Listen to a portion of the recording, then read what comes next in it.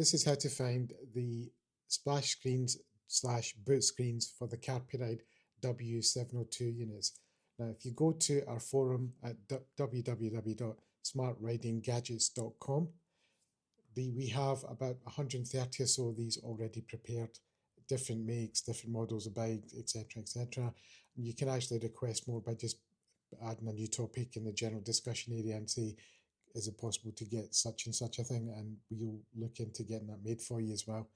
But you do have to register to be able to access them.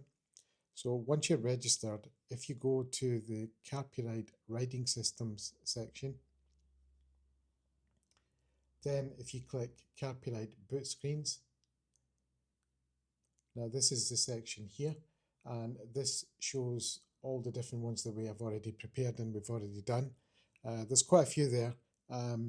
If you want to make it easy and you want to search for something that you want, let's put in Triumph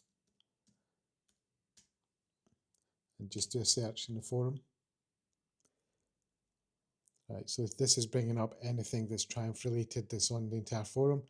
It'll tell you what it is as well here. So here's a Triumph Tiger Rally Pro boot screen, the Carpuride W702. Now that's what it looks like, and that's the bin file for it. So that's the part that you actually need to load into a W702. Now, if you don't know how to do that, there is instructions there. There's a video as well showing you how to do it. And there's also a troubleshooting guide as well. You know, if you're having issues with it, you still can't do it. So there's a video here that shows you how to update it and all the steps that you need to take and what you will need to do it. So it's really quite simple to do. And we do try and help people. So if you're having issues, you just need to post up, you know, and we'll help you with that as well. But yeah, if you go to smartridinggadgets.com, everything is there. As I said, you will need to register to kind of access this, but it is free of charge, so you shouldn't have an issue with that. Thanks.